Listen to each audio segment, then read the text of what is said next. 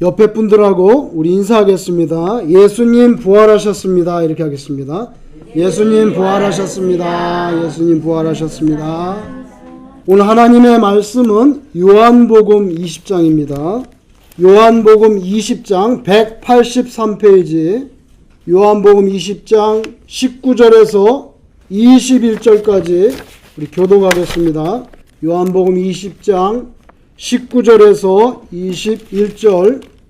이날 곧 안식 후 첫날 저녁 때에 제자들이 유대인들을 두려워하여 모인 곳에 문들을 닫았더니 예수께서 오사 가운데 서서 이르시되 너희에게 평강이 있을지어다.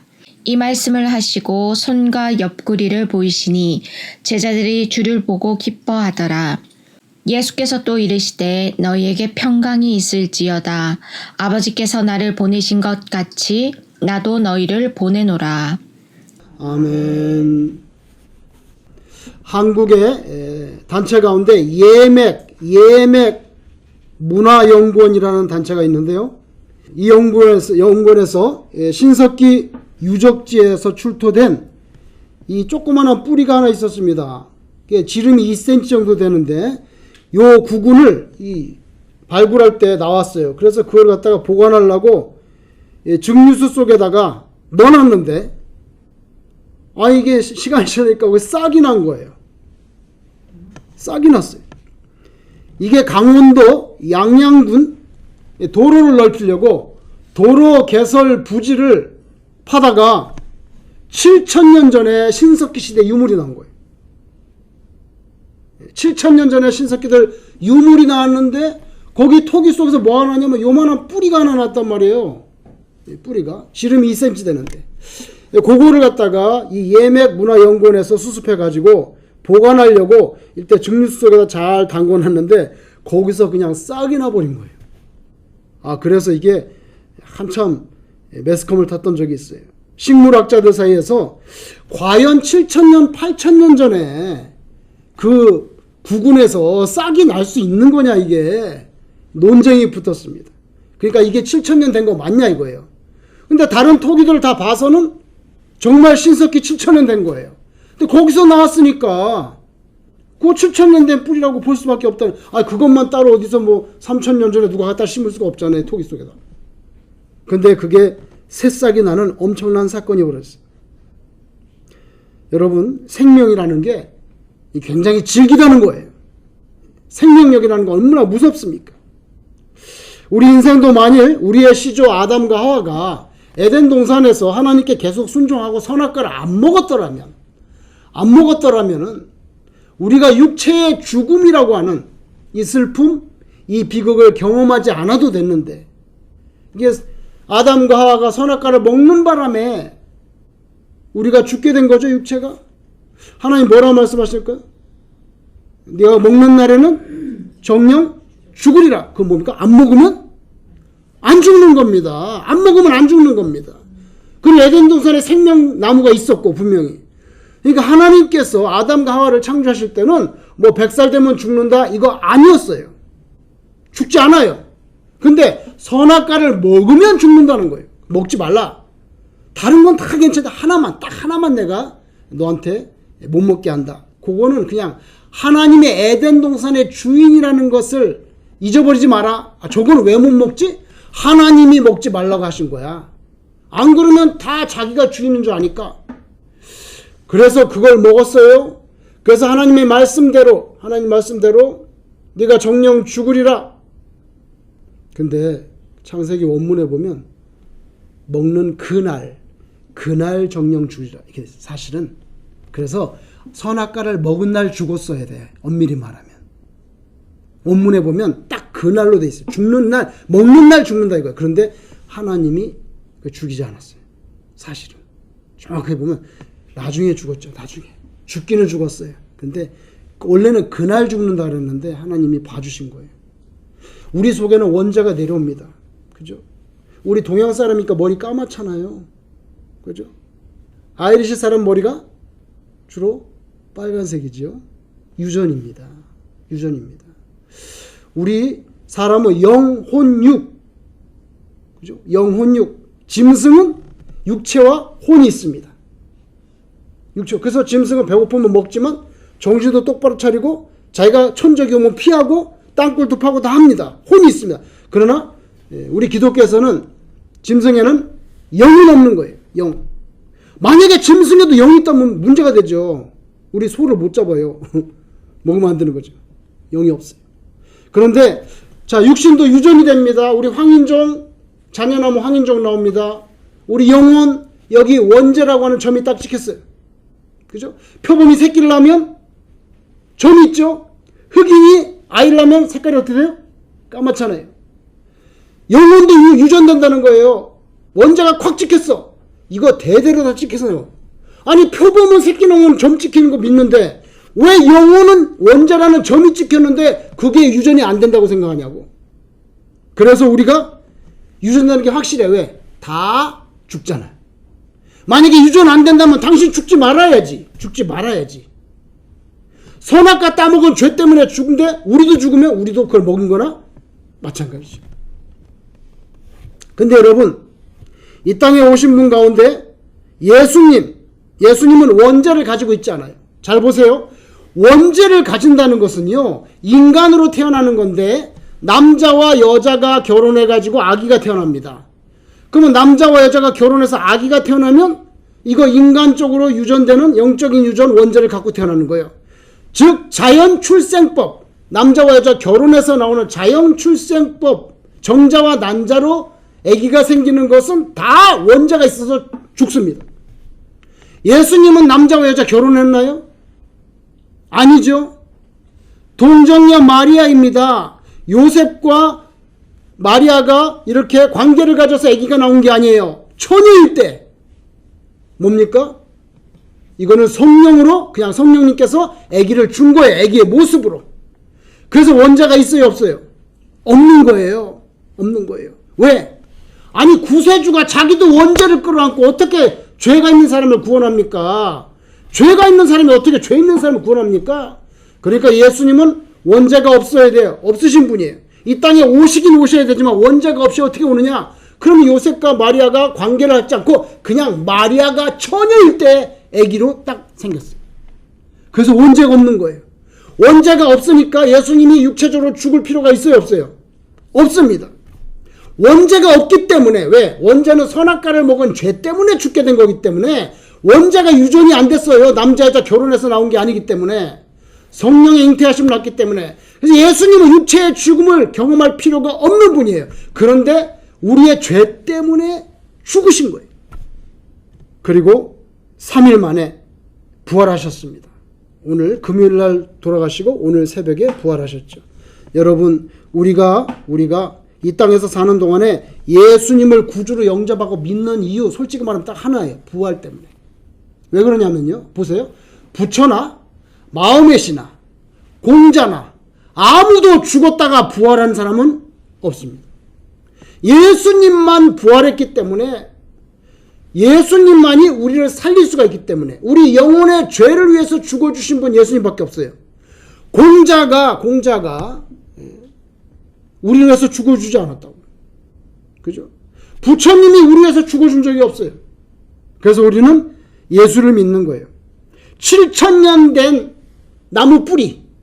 그죠? 그냥 토기 속에서 나온 거, 땅 속에 있었던 게 아니에요. 그냥 말라 비틀어진 거란 말이에요. 아니, 그것도 심은 게 아니라 물속에 담가놨는데 싹이 났단 말이에요. 온 우주의 창조주신 예수님께서 그 육체적인 죽음을 이기고 부활하신 거. 이거는 너무나 당연한 거예요. 왜냐면 온 우주 만물을 지으신 분인데. 부활을 믿을 수 있는 분은요, 복된 인생입니다. 이게요, 믿으라고 이렇게 한다고 해서 믿어지는 게 아니에요. 내가 돈 10만 불 줄 테니까 믿으세요. 나 믿습니다. 거짓말 할 수 있을지 모르지만 10만 불 준다고 해서 꼭 믿는다는 보장이 없어요. 그래서 부활이 믿어진다는 거, 이건 정말 복인데 하나님의 자녀가 되는 거예요. 부활을 믿지 못하는 인생은 불행합니다. 창조주를 믿지 못해. 하나님 이거 세포, 내 손톱, 내 머리카락, 내 이거 위장 만들어준 거 믿지 못해. 예수님의 십자가에 흘리신 피가 나의 죄를 씻는다는 거 믿지 못해. 예수님 부활? 뭐 부활한 거 당신 봤어? 2000년 전에? 믿지 못해. 이거 불행한 거예요. 이건 지옥에 가기 때문에. 요새는 잘 모르겠는데 요새도 시골 가면 있겠지만 소가 응가하잖아요. 길거리 뭐 우리 어릴 때 보면 길 가다 보면 소똥이 이렇게 한 무대씩 있는. 근데 소똥구리 있지, 소똥구리. 소똥구리 보셨죠? 소똥구리 와가지고 그 소똥을 딱 만져가지고 경단을 만들어. 경단 동그랗게 경단을 만들어서 그걸 굴려갑니다. 아 여러분 그걸 무거운 걸 등에 지고 갈 수도 없잖아. 자기가 어디 보따리에 넣어가서 갈 수도 없고. 근데 소똥구리가 그걸 가져가려는데 동글동글해야 굴려서 가잖아요. 그걸 누가 가르쳐 줬냐고. 어? 누가 소똥구리한테 야 너 그거 가져가려면 동글동글하게 공처럼 만들어서 굴려가라고 누가 가르쳐 줬냐고요. 아무도 가르쳐 준 적 없어요. 근데도 신기하게 네모나게 안 만듭니다. 세모나게 안 만듭니다. 공처럼 동그랗게 만들어서 굴려갑니다. 자기 집으로 가져갑니다. 그거 왜 가져간 줄 아세요? 이현숙 집사님, 그거 왜 공처럼 만들어서 자기 집으로 가져갈까? 왜 가져간 줄 아세요? 그게 자기 밥이야. 그걸 먹고 살아요. 소가 풀을 먹고 응가했기 때문에 그걸 먹고 사는 거예요. 그래서 경단을요 자기 집에다가 다 쌓아놔. 이렇게 자기 굴에다가 쌓아놓고 그걸 먹고 산다니까요. 그런데 그 동그랑땡, 예? 여러분 그 뭐 팥죽 끓일 때 보면 그 찰떡 동그랑땡 있잖아. 그렇게 그거 동그랗게 만들어서 굴려가지고서 그거 누가 가르쳐? 하나님이 가르쳐주지. 걔가 학교를 다녔어요? 책을 봤어요. 근데 어느 날 갑자기 그 동그랑땡을 만드는데 평상시보다 2배로 크게 만들어. 사이즈를. 갑자기. 생각 안 하던 짓을 하는 거야. 2배로 크게 만드는데 그 크기 어느 정도면 달걀 딱 반만 해. 공이. 달걀 반만 한데 그걸 굴려서 집으로 가집니다. 여러분 왜 갑자기 그렇게 크게 만든 줄 아세요? 거기다가 알라하려고. 신기하죠? 평상시에 요만하게 만드는데 어떨 때 딱 2배로 만들어서 굴려가기도 힘들어. 근데 그거 자기 집에 딱 갖다 놓고요. 동그랑땡이 있잖아. 맨 위에를 파고 알을 낳아요. 거기 알인데 알이 얼마나 하는 줄 아세요? 쌀 있지, 쌀. 쌀 하나만 해. 딱 사이즈가. 거기다가 쌀 위를 파고 알을 넣고 그 다음에 다시 그거 덮어줘. 근데 여러분 얼마나 지혜로운 줄 아세요? 그걸 갖다가 덮을 때 막 꽉꽉꽉 누르면 되겠어 안 되겠어? 숨 못 쉬지. 여러분 그걸 덮은데 살살 덮어. 보통 때 경단 만들 때는 땅땅하게 뭉치잖아. 막 땅땅하게 뭉쳐서 굴리는데 요거는 파가지고 알을 넣고는 살살 해서 덮어. 이렇게 고슬고슬하게 덮어. 그러면요 그 알이 거기서 이제 점점점 깨가지고 애벌레가 되고 그렇게 되는 거예요. 근데 그 알이 뭘 먹고 자라겠어요? 그 동그랑 속에 쏙 들어가지고 그걸 파먹고 자라는 거예요. 잘 보세요. 파먹고 자랍니다. 점점점 큽니다. 이게 이만해져요. 애벌레가 돼가지고. 근데 그걸 다 파먹어 나중에. 그럼 생각해보세요. 사람이 만약에 축구공 속에 들어가가지고 그걸 막 먹는데 문제는 뭐냐면 이놈도 그걸 파먹으니까 응가를 해야 된다는 거야. 아시겠어요? 응가를 하는데 응가를 어떻게 처치할 거냐 이거예요. 응가를 어떻게 할 거야? 어디다 갖다 내버릴 거냐고. 여러분 경단 속에 들어가서 그걸 파먹으면 공간이 생기잖아요. 공간이 생기죠? 이 애벌레는요 번데기가 되면서 응가가 나오는데 그 응가를요 탁 해가지고 시멘트 바르듯이 벽에다가 싹 발라 이렇게. 그러니까 먹으면 공간이 생기잖아요. 그러면 자기 배설물을 거기다가 시멘트 콘크리트 치듯이 싹 발라. 그래가지고 그 안에 텅 비면 이제 자기가 다 돼가지고 나갈 때가 된 거예요. 몇 주 걸린 줄 알아? 8주가 걸려. 8주가 걸려가지고 이제 나옵니다. 나오면은 그걸 뚫고 나와. 뚫고 나와서 나무나 그런 잎사귀 같은 데 다 붙어. 이렇게 붙어가지고요 거기서 나와. 거푸집 속에서 이렇게 나온다고. 자기가 나와가지고 가만히 있어. 왜 가만히 있는 줄 아세요? 말리려고. 마지막에 말리려고 가만히 있다가 마지막에 날개를 탁 털어. 날개까지 생긴 거예요. 날개를 탁 털고 이제 아주 건장한 장군 같은 갑각류가 된 거예요. 갑오징어처럼. 그 쌀알갱이 하나가. 그래가지고 싹 말린 다음에 날개를 탁 털고 팍 날아가. 그걸 누가 만들었냔 말이에요. 누가 그렇게 경단을 만들고 그렇게 안에서 이 시멘트 칠까지 하듯이 다 하고 그걸 누가 학교 다녔어요? 공부했어요? 하나님이 만드신 거예요. 그 미물 하나도 쌀알갱이 하나가 건장한 갑옷을 입고 마지막에 말려서 날개를 털고 8주 만에 날아갑니다. 창조주 하나님이 그런 모든 세밀한 걸 만드신 분이에요. 그 주님이 우리 위해서 죽었어요. 그리고 3일 만에 부활하셨어요. 부활하셨어요. 근데 왜 그게 불가능하다고 생각할까요? 이 소똥구리 하나도 하나님께서 이렇게 면밀하게 알 까고 집어넣는 그 토닥거리는 것조차도 살살살살 이렇게 하는 지혜까지 있는데 그 모든 것을 지으신 온 우주의 주인이 부활하셨다는데 왜 못 믿을까요? 그 믿음이 없으면 믿어지지가 않는 거예요. 예수를 믿는다고 기독교적인 신앙 가졌다고 하는데 천당과 지옥에 대해서 I don't care야. 있든지 말든지 난 관심 없어. 내세의 영원한 삶, 내세에 뭐 어디 천당 가 산다? I don't care. 있든지 말든지. 여러분, 그러면서 윤리적인 도덕적인 인격 함양, 예수님같이 훌륭한 인격이 돼야 되겠다. 아니면 뭐 하나님의 정의 공의가 살아있는 것처럼 이 사회의 악한 권력 가진 자들의 비리와 부자들의 무슨 폐악, 근로자들의 피를 빠는 기업주, 뭐 이런 구조적인 사회 악과 우리는 싸워야 된다. 하나님의 정의가 살아있다. 빈곤과의 투쟁, 사각지대에 놓인 인권 회복, 제3세계의 안녕과 복지, 뭐 이런 현세적인 가치관들에게만 그것만 몰두하는 거, 그게 진보든지 간에 그게 자유주의 신학이든 그게 해방신학이든 간에 어떤 이름으로 포장됐든지 간에 기독교의 가장 핵심적인 가치는 육체의 부활이에요. 그거를 못 믿으면은 그러면 기독교인이 아닌 거예요. 아닌 거예요. 여러분, 아까 제가 말했던 그런 것들은 다 뭐 휴머니즘입니다. 인본주의죠. 잘해야 인권 신장은 될지 모르지만 기독교 신앙이 아니에요. 문학의 세계에서도 일반적으로 문학에서 추구하는 최고 정점이 뭐냐면 인간성 회복이에요. 문학이든 시든 뭐 소설이든 드라마든 항상 마지막에 보면 그래서 인간성의 회복이 어떻게 됐냐고. 휴머니즘이에요. 근데 기독교는 그렇지 않아요.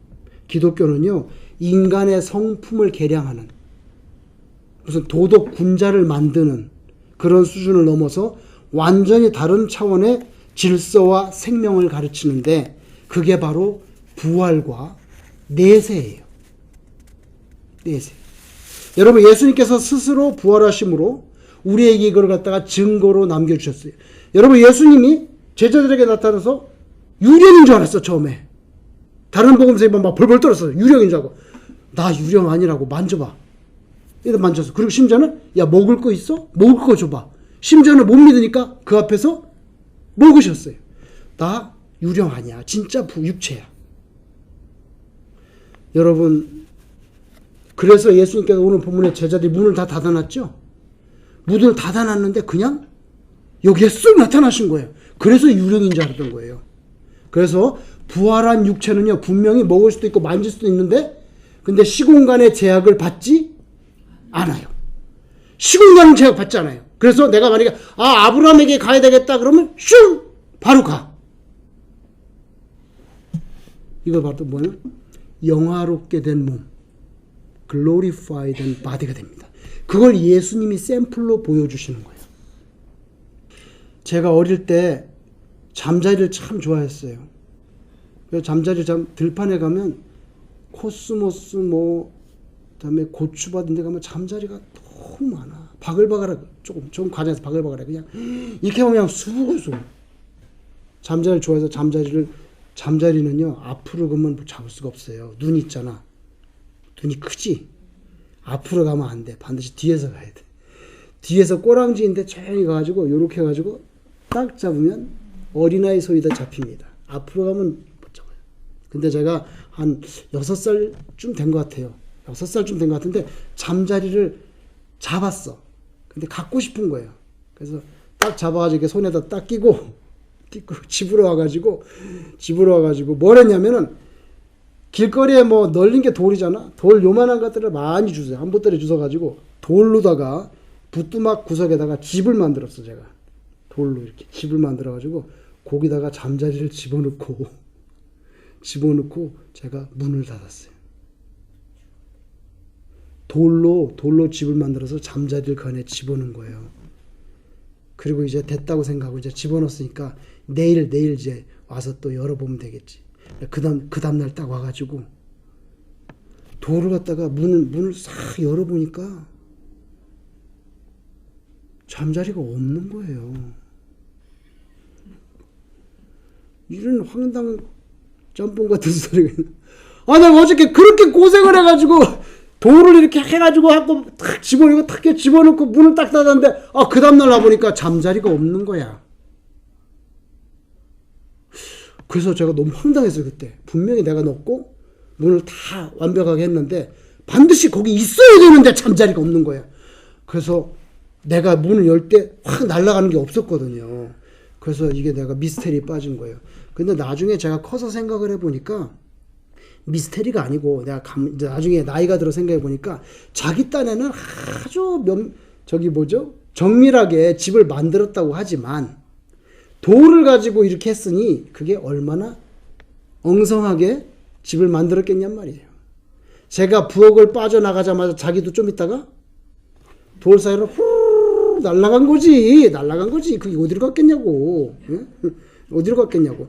돌 이런 거 가지고 자기 딴에는 완벽하게 했다고 하지만 얼마나 엉성하게 만들었겠어요. 6살밖에 안 됐으면은. 그 다음날에 반드시 있을 것이라고 돌문 열었는데 없어. 날아간 거예요. 여러분, 예수님이 무덤 속에 있다고 찾아왔던 사람들,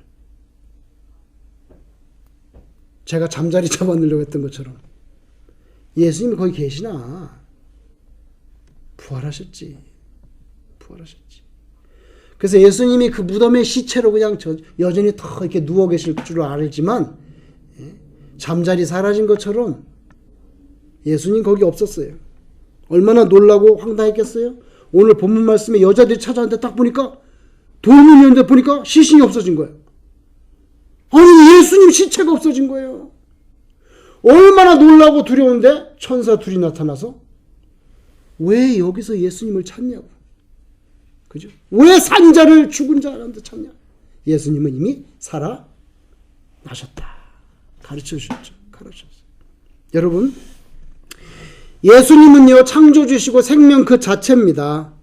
아리마대 요셉이 준비한 무덤에 묻혔는데, 자 보세요. 무덤에 집어넣습니다. 그 다음이 중요해. 집어넣는데 그날 대제사장과 바리새인들이 빌라도를 찾아갔어요. 찾아가서 뭘 하냐면, 우리가 들으니까 이 나사렛 예수가 살아있을 때 제자들에게 자기가 죽고 나서 3일 만에 부활한다고 떠들고 돌아다녔다고 합니다. 그러니까 이거 제자들이 와가지고 몰래 돌문을 열고 예수님, 나사렛 예수 시신을 갖다가 빼가지고 훔쳐가 놓고는 나중에 부활했다고 사기칠 수가 있으니까, 그러니까 좀 군인들 보내가지고 지켜달라고 했단 말이에요. 성경에 보니까. 그래서 대제사장들과 바리새인들이 찾아가지고 이런 사기칠지 모르니까 지켜달라고 했더니 빌라도가 화를 벌어내면서 니네도 부하 있으니까 니네가 가서 지켜 있단 말이에요. 그래, 안 들어준 거예요. 그러니까 할 수 없이 대제사장과 바리새인들이 자기 부하들을 경비병을 세워가지고 성경에 거기다가 성경에 보니까 임봉했다 그랬어요. 임봉. 거기 마태복음 27장 66절, 마태복음 27장 66절에 보니까 돌문을 임봉하고 무덤을 굳게 지켰다 이렇게 나옵니다. 근데 돌문을 임봉했다는 거, 리걸리 seal 했다는 거예요. 뭐냐면 대제사장이 거기다가 종이를 탁 붙여가지고 이 문을 아무도 열지 못한다. 여러분, 옛날에 우리 차 합당하면 빨간 딱지 붙이죠? 그죠? 막 가구에다 빨간 딱지 붙이잖아. 아무도 손 못 대. 대제사장 이름으로 거기다가 돌문에다가 리걸리 seal 했다 이거야.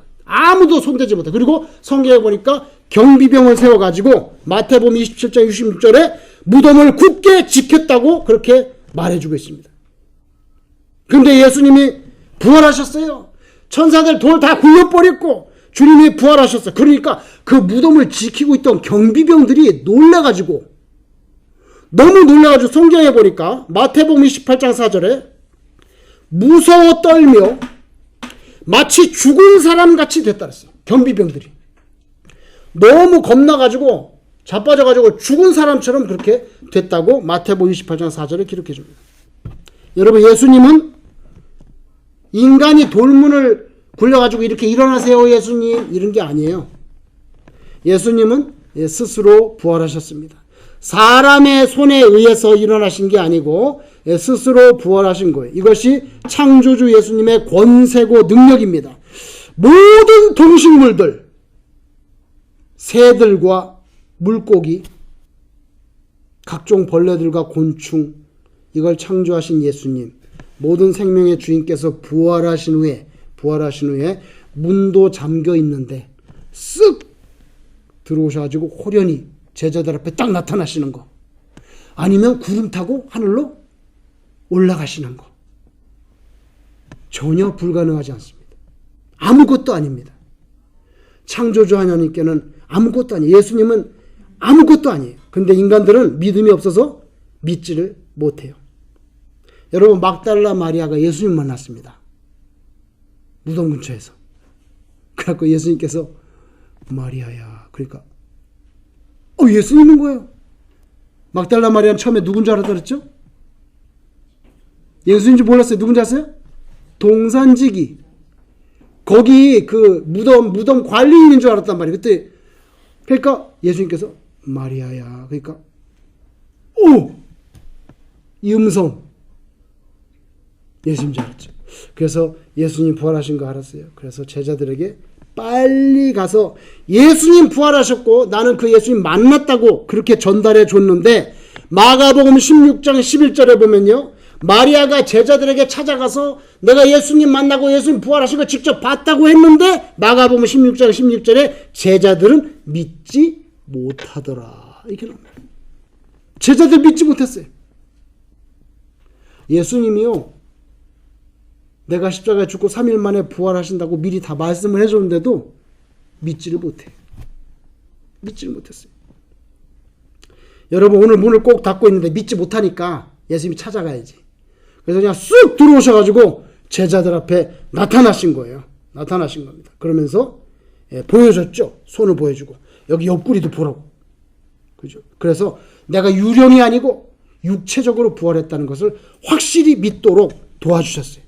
여러분, 오늘 본문 21절 후반부에 아버지께서 나를 보내신 것 같이 나도 너희를 보내노라. 이게 무슨 말입니까? 아버지께서 나를 보내서 이 세상에 왔죠? 십자가 졌죠? 부활했죠? 아버지께서 나를 보내신 것처럼 나도 너희를 보내노라. 이게 무슨 말입니까? 이제 제자들은 이 세상을 향해서 예수님의 부활을 증거해야 될 사명이 있다는 거예요. 너희들이 나가서 내가 부활했다는 것을 전하라. 혹시라도 예수님의 부활이 잘 믿어지지 않는다고 하면 어떻게 해야 되냐? 방법은 하나밖에 없어요. 하나님, 제가 믿을 수 있도록 도와주세요. 이 방법밖에 없어요. 이것밖에 없어요.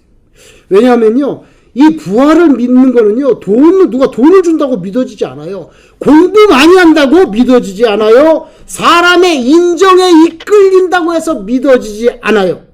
오직 성령님께서 믿음을 선물로 줘야만 믿게 되는 줄로 믿습니다. 그러니 여러분 얼마나 행복하신 분들입니까? 여러분, 진리, 성경은 진리가 담겨 있잖아요. 그죠? 예수님 십자가에서 나를 위해서 대신 죽으셨다. 부활하셨다. 또 다시 세컨 카밍, 다시 재림하신다. 이런 진리라는 것은요, 그 어떤 이들로부터 동의를 필요로 하지 않습니다. 여러분, 지구가 있죠? 밖에 나가니까 태양이 떠 있네. 그죠? 지구 말고 태양이 존재한다. 태양이 존재한다 하는 이 사실은요, 누구에게 동의를 받을 필요가 없어요. 당신이 태양이 존재한다고 동의를 하든 안 하든 관계없어. 그죠? 태양이라는 실체는요, 어떤 사람의 동의를 필요로 하지 않아요. 의의 태양이신 예수님의 존재, 그분의 십자가 죽음과 부활, 그런 진리, 인간의 동의를 받아가지고, 당신 동의하십니까? 예수님 부활하신 거 동의하십니까? 동의합니다. 동의 안 합니다. 여러분, 동의를 받아서 진리가 되는 것이 아닙니다.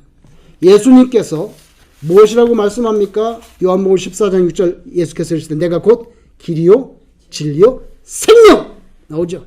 내가 생명이라고. 소똥구리 8주 만에 나와서 잠시 나무가지에 붙어서 자기 젖은 몸 말리는 것까지 다 프로그램 하셨어요. 내가 생명이야. 주님만이 우리 인생에 있어서 진리고 생명이고 유일한 길이죠.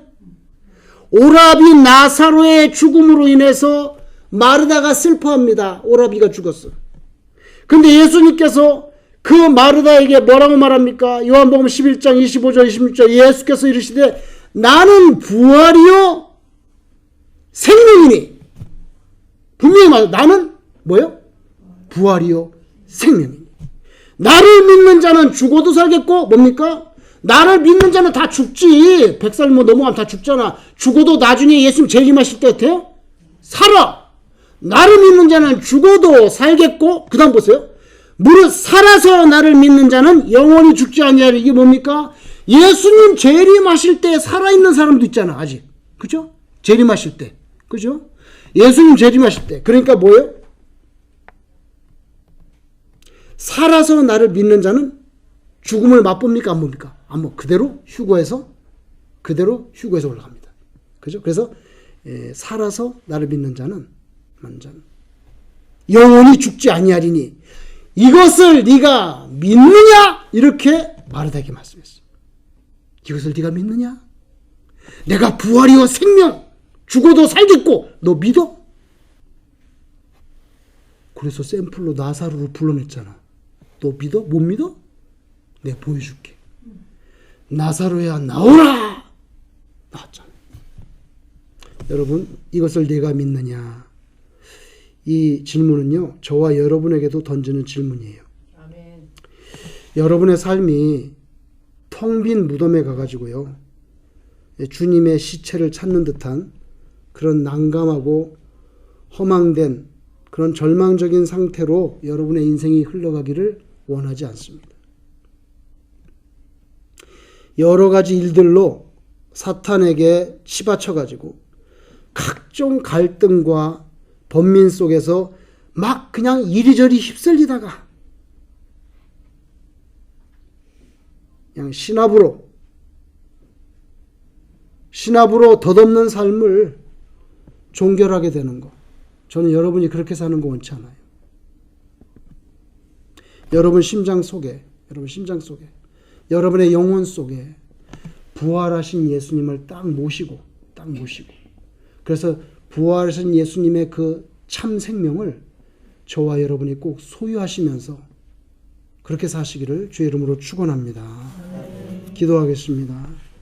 하나님 아버지, 이 땅에 사는 동안에 온갖 근심과 슬픔과 병고와 번민들, 해결할 수 없을 것 같은 그런 문제들을 끌어안고 매일매일 이리저리 치받치면서 갈팡질팡 그럭저럭 그렇게 하다가 예수 안 믿는 사람처럼 그렇게 절망 가운데 죽지 않기를 소원합니다.